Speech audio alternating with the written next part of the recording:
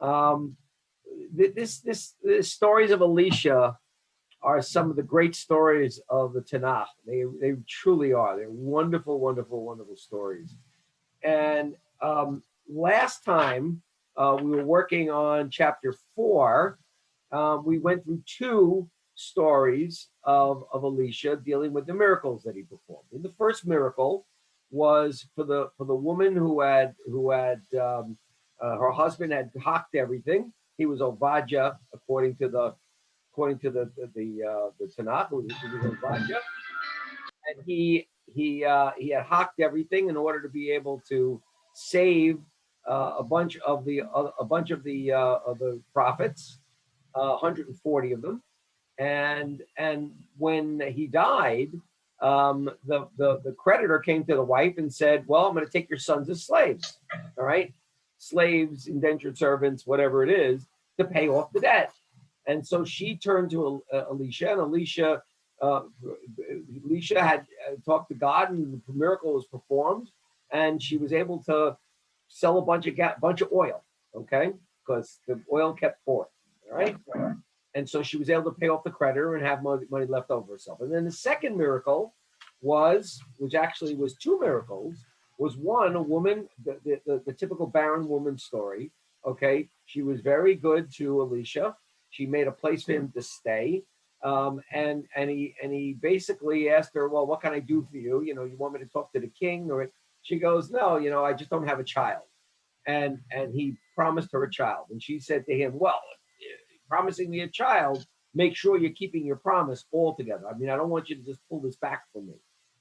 And of course, the child is born, everything is working fine. Suddenly, the child gets a terrible headache and dies.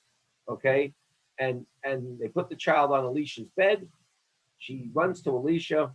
Elisha comes with his servant Gehazi, who's a creep.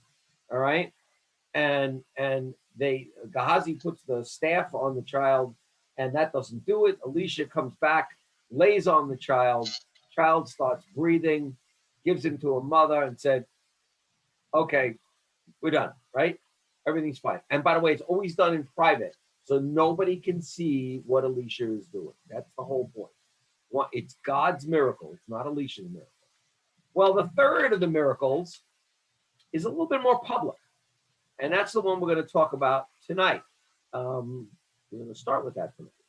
So let me pop it up on my screen if I can find it. That would be good. Here we go. Okay. So I'm going to share my screen. And we start off on verse 38 of chapter 4, okay, which is the third or fourth, depending on if you consider 2 miracles in one, of the miracles that Elisha is performing in this chapter. And here's what happens. So Elisha goes and he returns to Gilgal, and there was a terrible famine there. And the disciples of the prophets were sitting before him, and he said to his servants, now you got all these disciples there, 100 of them. And he said, "Set a large pot on the fire and cook a stew for the disciples of the prophets." So all of these disciples, all these students, he cooks a large pot of stew, takes a pot of stew, all right, and he cooks a large pot of stew. And one went out to the field to gather herbs, and he found a vine in the field and gathered it from wild mushrooms. His garment is full, and he came and he diced them into the pot of stew. All right, they didn't know. What didn't they know? They didn't know that those were bad mushrooms. They were deadly mushrooms. They were magic mushrooms, but they were not the kind of mushrooms that you would ordinarily eat. So he poured, and they poured for the people to eat. And when they eating the stew, they cried out and said, "Death is in this pot, O man of God." And they could not eat because they were concerned that the mushrooms are going to kill them. So, all right, a man comes from Baal Shalisha, and he brought the man of God bread of the first fruits, 20 loaves of bread, and sheaves of pressed grain in their shells. And he said, give to the people, and let them eat. Okay? And his servant said, "How will I give this before 100 men?" And he says, "Give to the people and let them eat, for so the Lord said, they shall eat and leave over." And all of them were able to eat, and they didn't die. And there was more left over for for others. Again, this is a miracle of the loaves. We've heard that one before. There's another a figure in history that's done that too. Who's the other figure in history that made the loaves multiply so that the more that it fed everybody? Jesus. What? Jesus. Jesus. Yes. All right. By the way, everything that Jesus did, Elisha did before it. Okay? Every single one of the miracles. So this is now, and this miracle is actually out in the open. So it's a little bit different than what we've seen before. Okay. And that gets us to chapter 5. And so we start on chapter 5. Now I got to set the table here. Okay. Naaman, all right, is the general of the king of Aram. Remember, Aram was the one from you're right? They were the Arameans were the ones who fought Israel, all right, and defeated Ahab, right? They killed Ahab. And they also were, stick in the side of the Israelites and Judah as well, but mostly the Israelites. Naaman is the general of the king of Aram, all right? And he was a prominent man before his Lord, and he was respected but through him, the Lord had given victory to Aram. He was the general that defeated Ahab, okay? And the man was a great warrior, and he was a Mezorah. So he was a great warrior. What was the problem with him? The skin affliction? He had an affliction. It's tzarat, right? He had the tzarat and affliction. But what's so weird about this? Okay, now, we know what tzarat is in Torah, when we read Torah. But what was tzarat? What does it look like? It looks like leprosy. Okay, so was it tzarat or was it leprosy? And the interesting part is that the commentaries say that only Jews could have tzarat, because tzarat was really not an illness, but in fact was an affliction, all right, for lashon hara. Yeah? But why is it that Naaman was able to have tzarat? Okay. So one of the reasons is that he was a good person generally. We're going to watch about this in a minute. But he was a good person generally, but he became haughty, and the haughtiness caused his tzarat. Okay? And that's an important part of this story to remember that. So now in verse 2, the Arameans went out in bands and captured from the land of Israel. So they take a young Israeli and they make her into a slave, and she ministers to Naaman's wife. She was Naaman's wife's slave. Okay? He's allowed to do that? What? Is he allowed to do that to a Jewish girl? Well, he's not Jewish. He's an Aramean, so he can do whatever he wants. I mean, they won the war. Okay? So she said to her mistress, seeing the tzarat, the supplications of my master, Naaman, should be that he go before the prophet who was in Samaria, then he would cure him of his tzarat. Okay? So the tzarat would be cured if he went to see the prophet in Samaria. Who's the prophet in Samaria? Elisha. Okay. So he came and he told his master, saying, in the following manner has the girl from the land of Israel spoken. And the king of Aram said, come, go, and I will send a letter to the king of Israel. So Naaman goes to the king of Aram. He says, this is what the girl from Israel said. All right. Aram says, come, I'm going to give you a letter to the king of Israel. All right. We may be enemies, but right now we're not at war. And he went and he took possession of 10 talents of silver and 6,000 gold pieces and 10 suits of clothes. Why would Naaman come and take all that stuff? Payment? Payment for what? For being cured or being approached, you being able to approach Elisha and what is the what does Elisha have to be paid? Well, he's not a Jew, so don't know whether Elisha would try to cure someone who is from Aram. So he wants to bribe Elisha with the money, right? I guess, yeah. Okay. And why would he think that he could do that?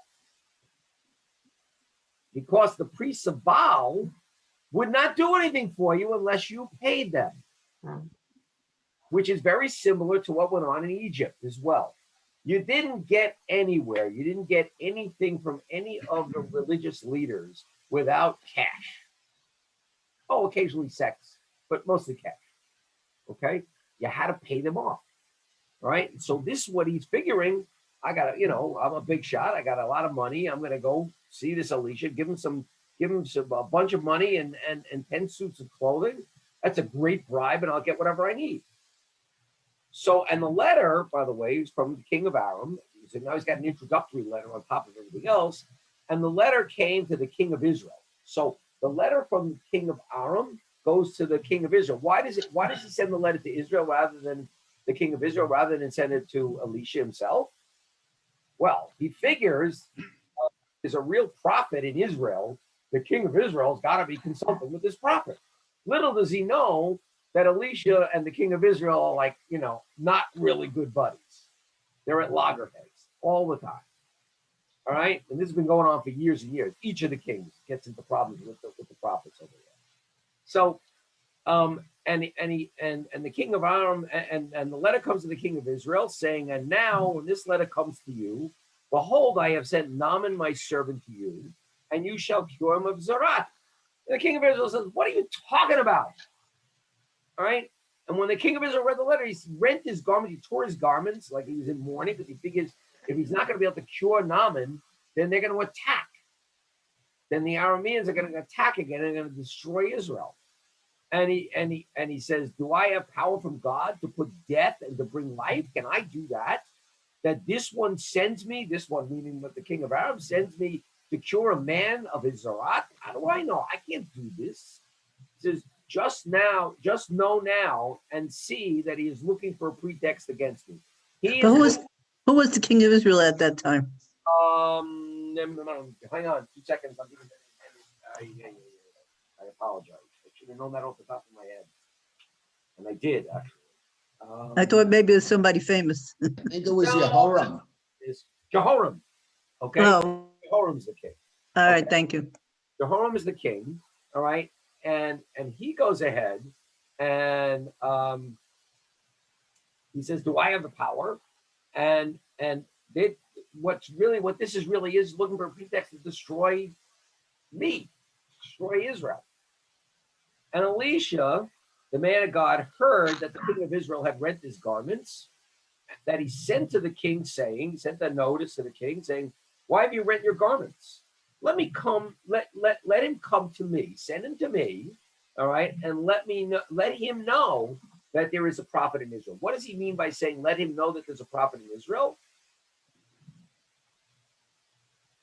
That the prophets in Israel are from the real God, and God is the one who can do this. That's when there is a prophet in Israel, there is a real person with connection to God that can actually help.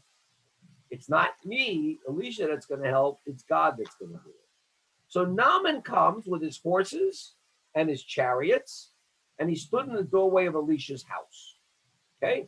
Goes to Elisha, sent him the address. He texted him, said, yeah, use this, put this into your GPS, no problem, you'll get there. All right?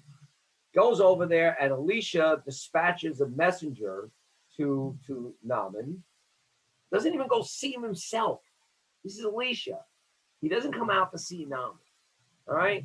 And he goes, go and immerse yourself 7 times in the Jordan, and your flesh will be restored to you, and you will become clean. And Naaman gets angry. Naaman becomes incensed. And he went away and said, here, I thought that he would come out and see me. I'm a big shot. I'm an important guy. I'm here with my horses and my men and money and power and everything else. And I figured, Elisha would come out and bow down to me. I mean, I'm a big guy. And he would stand and call in the name of God, of Yud-Hey Vav-Hey, all right, is God, and would raise his hand towards the spot and cure the mitzvah. He's gonna do it like, like a magician, and the mitzvah is gonna go away. So, Michael, what is the difference between the Mizora and the Tzarat? Mizorah is the illness. Tzara'at is the lesions, and Mitzorah is the illness. I see. Okay, thank you. Yeah. What I find interesting about Elijah is that right here, the Naaman expected him to raise his hands in the name of God. Elijah, in all these miracles, never mentions that God performed it. Do what I say and you'll be better. You mean Elisha? Yeah. Elisha, yeah. I mean, to me, the more I read it, and it's been on my mind for a couple of weeks, he sounds like a cult leader. Well, He has followers. Understand what he does, though. What he does is he goes away from where the miracles occur. In other words, start with the order, okay? When he goes to the oil, he tells the woman to take the oil, put it into the jar, and he leaves and close the doors, lock the doors, just have all these jars around you. I'm not involved because God is doing the miracle. Okay, he's the messenger of God. Okay, the second one, all right, he says to the woman, "You're going to have a baby." Now, certainly, he didn't procreate, and he didn't cause the baby to be born. Her husband and God, they caused. You had a room in the house. Well, yeah, I know, but there's no mention of that in there. And then he doesn't do anything other than lay on top of the child, and the child gets up. Okay, and again, it sneezes 7 times. Sevens. We have lots of sevens. All right, sneezes 7 times, and he's fine. All right, and the last one, there's crappy food. There's not enough food for anybody to eat. He makes the bread continues to come when it's open. Elisha doesn't do anything. It's just happening. So it's not like Elisha is waving his magic wand, like Merlin the magician, and things are happening. So, but that's exactly what Naaman expects. He expects him to wave his magic wand and everything will go away. So, and Naaman turns around and says, "Are not Amanah and Parpah, the rivers of Damascus, better than the waters of Israel? Don't we have sweeter waters, nicer waters? Aren't they better than the Israel waters? I mean, Jordan, yuck. All right. Will I not immerse myself in them and become clean? All I have to do is dunk myself in that water and I'll be clean." All right. And he turned and he went away in anger. And his servants, all right. By the way, I want servants like this. I'll tell you why. When I say servants, I want people who work for me like this, who come to me and say, "Listen, dude, chill. Okay. You got just slow down, relax. Master, if the prophet spoke to you to do a difficult thing, if he told you had to climb a mountain, spin around 25 times, stand on your head, and jump off the mountain with both eyes closed, your hand over your eyes, would you do it?" And surely he said, and would you do that thing? Well, surely he said to you, immerse yourself and become clean. He's telling you what to do. Just go do it. Put your pride away, go do it. And he goes down, all right, Naaman goes down, he immerses himself in the Jordan 7 times, all right, according to the word of the man of God, and his flesh was restored like the flesh of a young lad. Not only was his flesh cleaned of the tzarat, but it was like he was a young person again. Don't we all want to do that? I want to find out where that spot is. I'm on my way. I mean, the skin is the one thing I can't stand. The flakiness of the skin as you get older. God, I can't stand Michael, I think they're talking about Flushing Bay. that. No. That will take all the skin off of your body. Okay.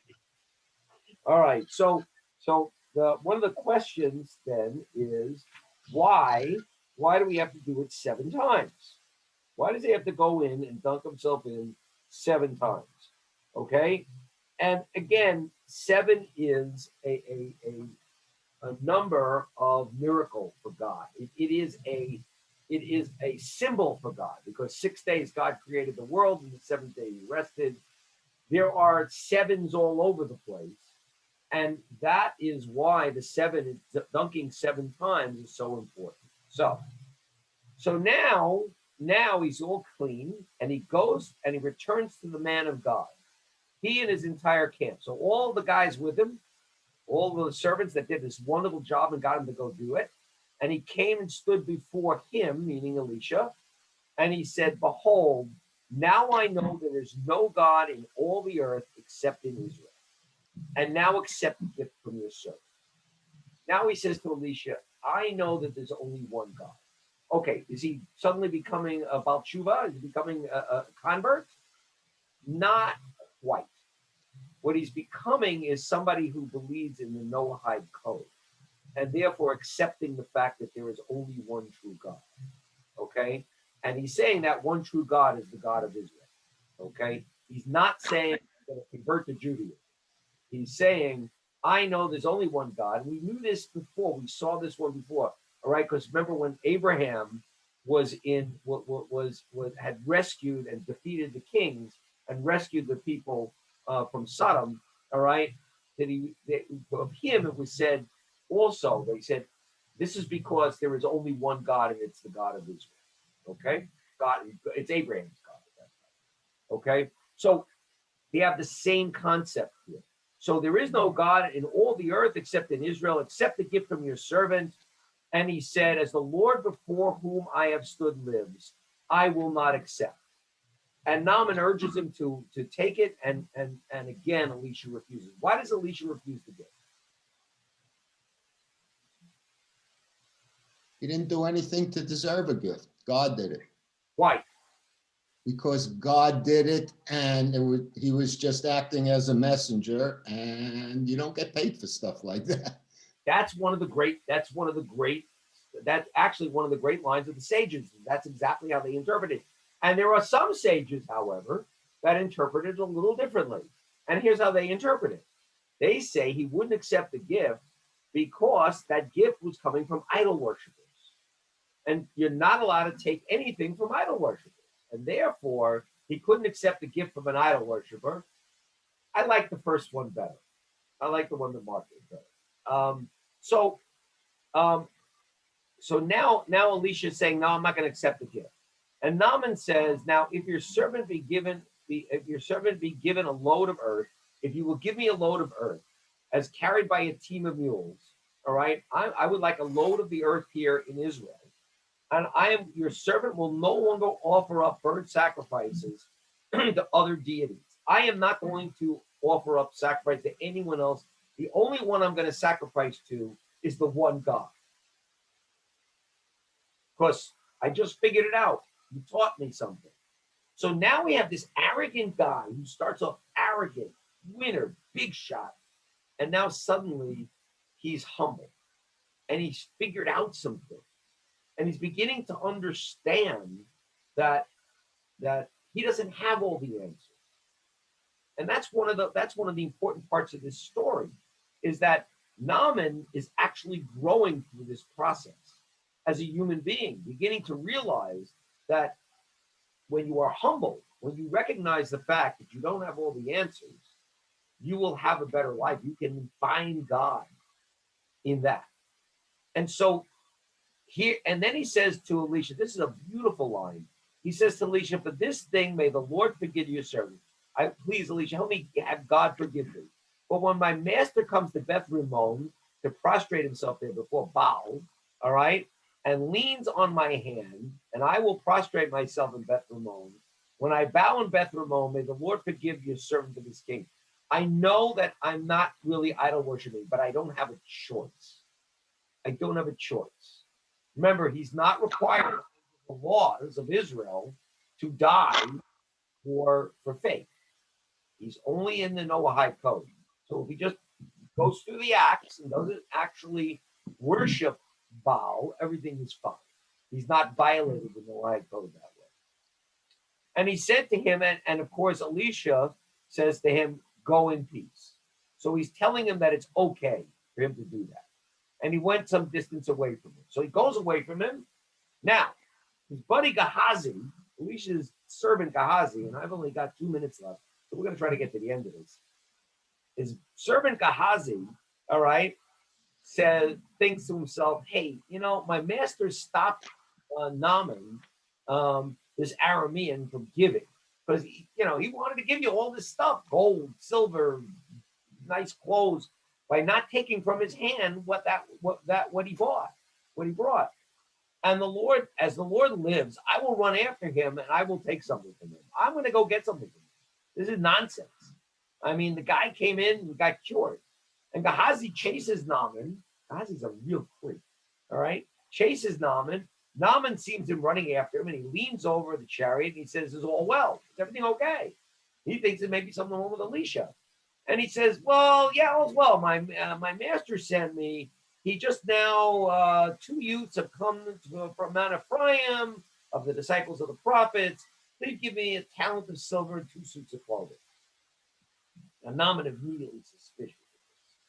Yet he says, please take 2 talents.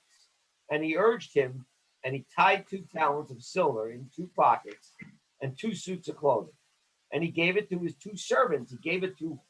Naaman gave it to his servant because he wanted to see whether Gehazi was really going to bring this to Elisha. And he came, and they came to a secret place, and he took them from their hands, and he deposited them in the house. Okay, and he said, "Go away. This is where we're going to be. Elisha will be here. Everything will be fine." And he came and he stood before Elisha, and Elisha said to him, "Where are you coming from, Gehazi?" Gehazi says, well, your servant has gone neither here nor there. I haven't anywhere. My. Okay. He said, well, did my heart not go when a man turned around off his chariot towards you? Is it time to take the silver and buy clothing and olive trees and vineyards and sheep and cattle and slaves and maidservants? That what all you care about is getting money so you could do this? And what was really Elisha angry about? Not the money, taking the money, but if Gehazi had turned around and said, yeah, that was me. I'm sorry, Elisha. I really shouldn't have done that. He lied. And now Naaman Zarath, this is what Elisha does to him. Naaman Zarath shall cling to you and to your children forever. The children who helped him hide the clothing, not all of his children, and not from generation to generation. And he went away from him, before him, stricken with Zarath, white as snow. Now, some of the rabbis say that, again, this was one of those points that Elisha was just over the top with his curse, effectively. And therefore, Elisha ultimately gets punished with a severe illness later on. Now, how can Elisha perform a miracle on his own now? By cursing Gehazi. So God is punishing him, or Elisha is punishing him? Elisha curses him, and God listens to Elisha. And because you got listen, he's this guy. So we are finished with another chapter. Another chapter of the Bible. And so next week, chapter 6. Which, by the way, the rabbi did a really nice drash on it, and we used some of his papers. So for those who've been there and saw it, I apologize in advance, but it's really good stuff, and it's worth doing again. So I will turn it over to Hillcrest. Stop sharing, turn everything over to Hillcrest, and whenever they're ready to start. Thank you, Michael. Thank you, Michael. See you later. Thank you. Thank you. Thank you. Michael. See you later. Open up the window at 7:30, somewhere around 25 after 7 or so. Okay. Okay. Bye.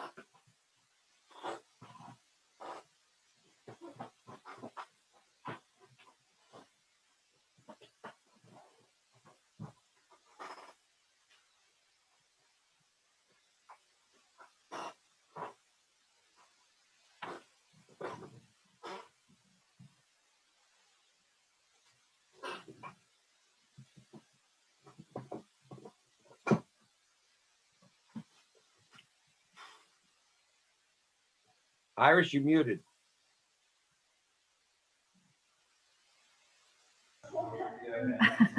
Okay, the rabbi's not here yet, but we are 9, so as soon as he comes, I guess we'll start. Okay.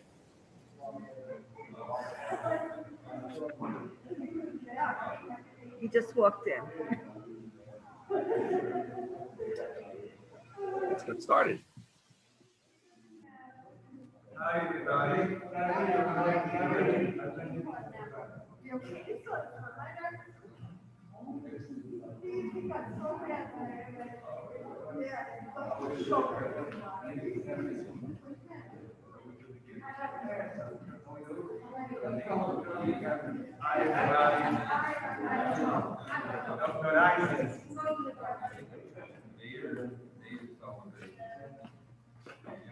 Hi, everybody. Hi. We are going to ask, hi, everybody. We are going to ask Dr. Isaacs, who has your side to lead us in Mincha, with the name of Kedusha.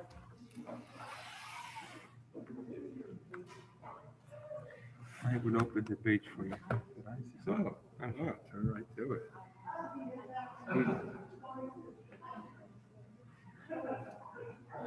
Okay. Page 164. Page 164. Ashrei Yoshvei Veisech, O Yiluchotel.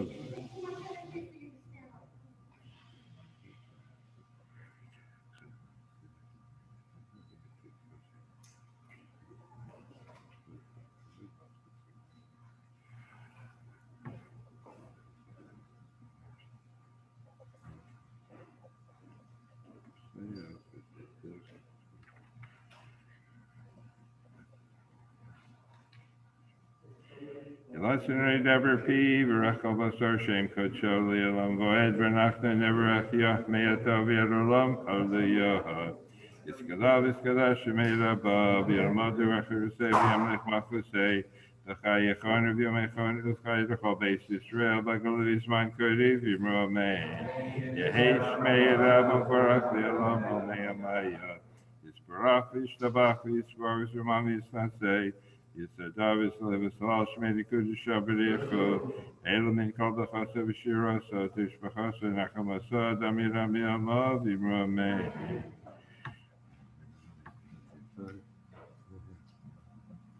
Baruch Atah Adonai Eloheinu V'Levaseinu V'Avraham V'Yitzchak V'Yaakov V'El Hagadol Hagibor V'Anara El Yon Gomel Chasadim Tovim V'Kornei Yaakov Zocheh Chasdei Avos Umevi Guel L'Bnei B'Nem L'man Shmo B'Yahava Melech Ozer U'Moshiach Mogein Baruch Atah Adonai Mogein Avraham Atah Gibor Le'olam and Ramachai Mesim Atarav L'Shia Morihatal L'Chal Kol Chaim L'Chesed L'Chaim Mesim L'Chemim Rabim Somech L'Flim B'Rof L'Chol Matir Asrim L'Chaim Emonasol L'Shnei Afar Michal Malcha Baal Garus Midam Alach Melech Memisam Chamatz Miach Yeshua V'Ne'emonato L'Achios Mesim V'Rochato Adonai L'Chayei HaMesim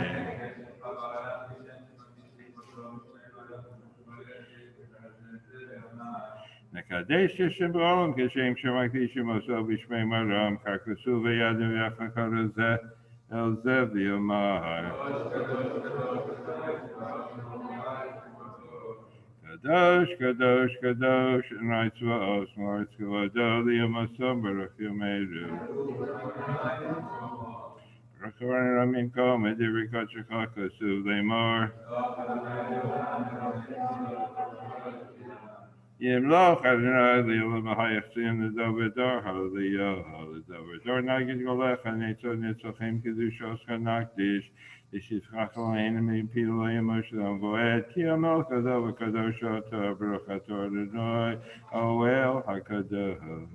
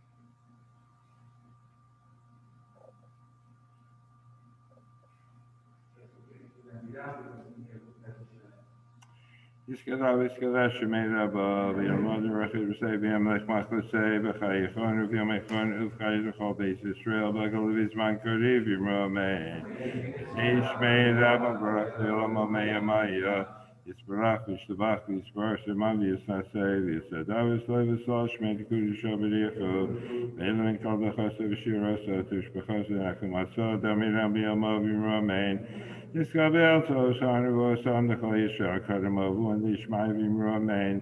Yeshlam Rabba Min Shmael Chaim Alenu, Kol Yisrael Vimromain. Seshalom Bimrama, Hu Yaseshalom Alenu, Kol Yisrael Vimromain. Alenu Lishabech,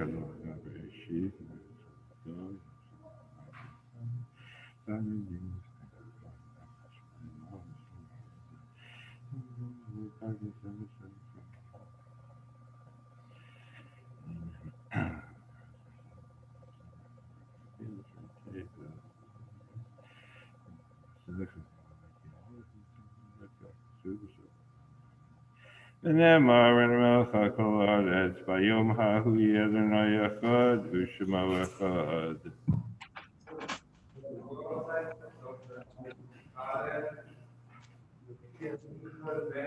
יואל. Joel Cohen, Bonner and Yorkshire College.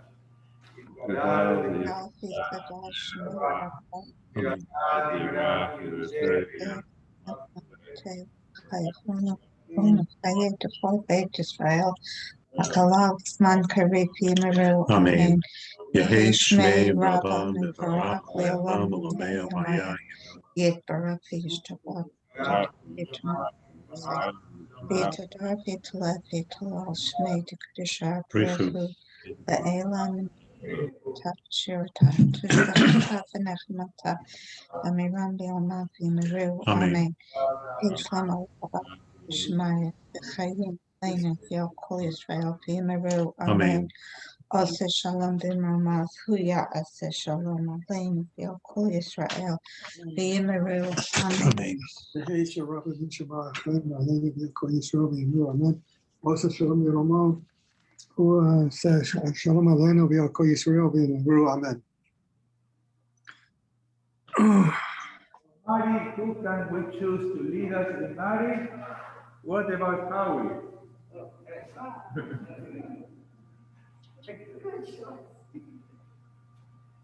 Yeah, good choice. Howie, I don't know if you know, that's the way to make sure that you keep coming, okay? All right.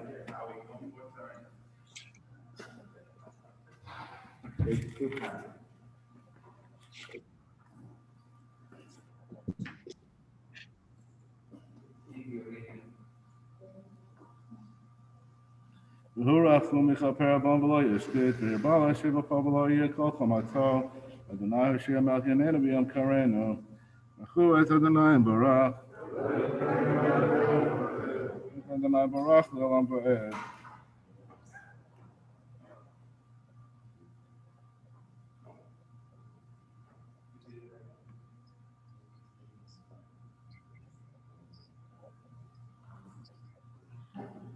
Chai v'kayam tamid yimlach aleinu l'olam v'ed Baruch atah Adonai Mari Baravim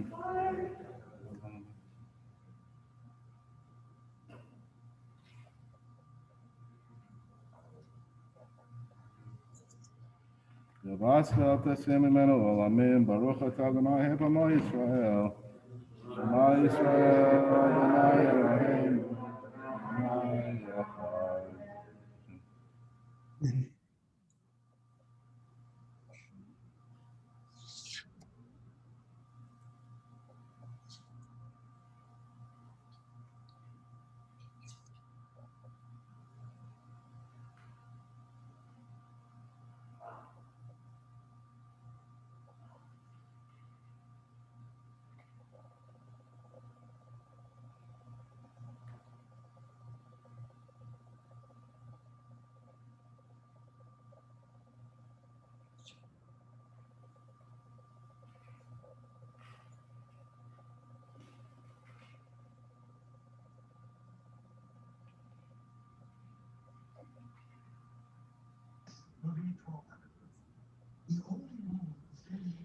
Echad the most hot, you can picture. Mm.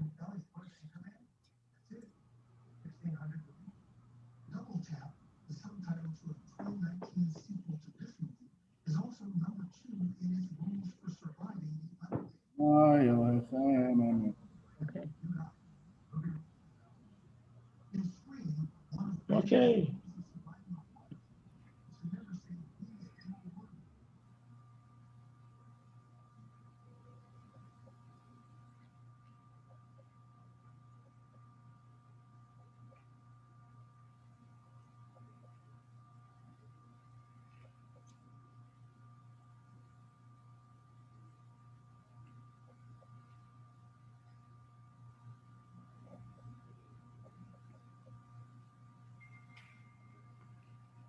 מלכותו ברצון קיבלו עליהם, משה בני ישראל לכנו, שירה בשמחה רבה ומכולם.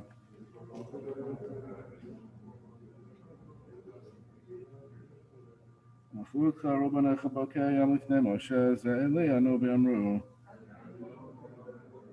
נאמר כי פתה אדוני את יעקב, וגדולה מיד חסך ממנו, ברוך אתה אדוני גאל ישראל.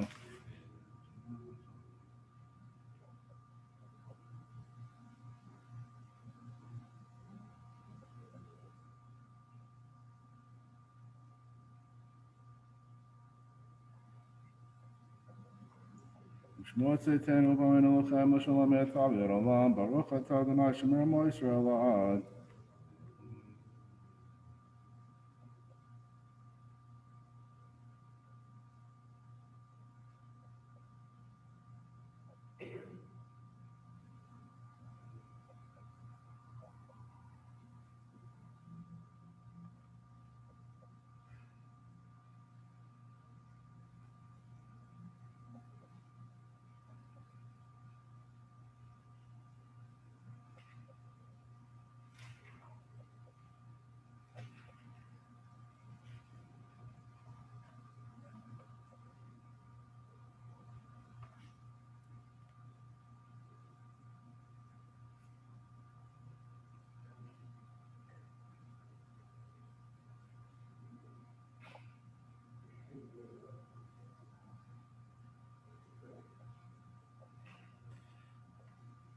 כי המלכות שלך היא לא מעטים לה בכבוד, כי אין לנו מלך אלא אתה. ברוך אתה אדוני המלך בכבודו תמיד ימלוך עלינו לעולם ועד ועל כל מעשיו. ודוד קדש מרבה, ואמר דברה כרוצה וימליך מלכותו וחייכנו וימליכנו וחי בכל בית ישראל, ועד גלה בזמן קריב אמרו אמן. ישמע רב המברך לעולם ועולמי ומהיה. יספרך וישתבח ויספר ושמם ויסנשא ויסעדה ויסעלה ויסעלה שמי לקודשה. לעולם יקרא בחרתה ושירתה תושבחת ונחמת דמירם ויאמר אמרו אמן.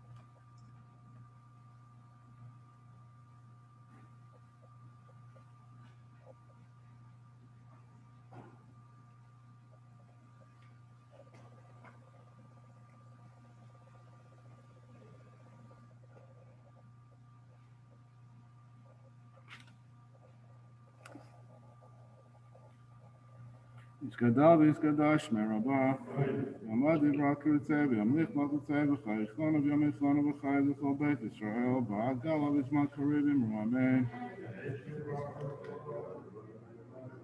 יש מרבה מברך לעולם ועולמי עמיה, יתברך וישתבח ויתברך ויתרומם ויתנשא, ויתוודה ויסעלה ויסעלה שמי לקודשה, ועולם מכל ברכתה ושירתה, תשבחתה ונחמתה תאמירם ועלמה ואמרו אמן.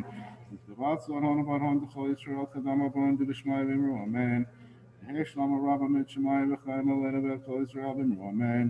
יעשה שלום במרומיו ויעשה שלום עלינו ועל כל ישראל ואמרו אמן. עלינו לשבח לדון הכל.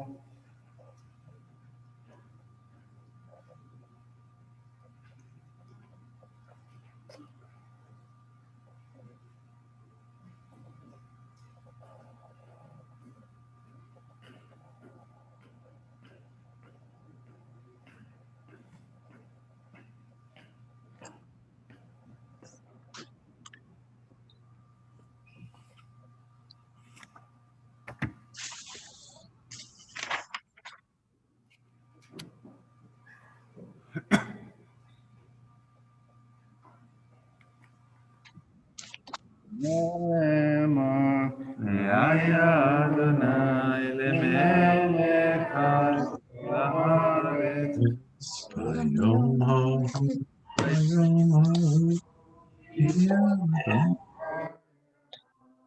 Ushema, Ushema,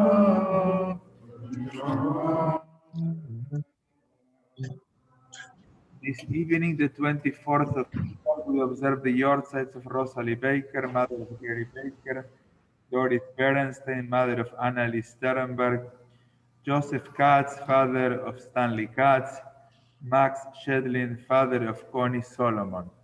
Mourners and Yortzeit Kaddish. Yitgadal ve'yitgadash, Yamad Yivrach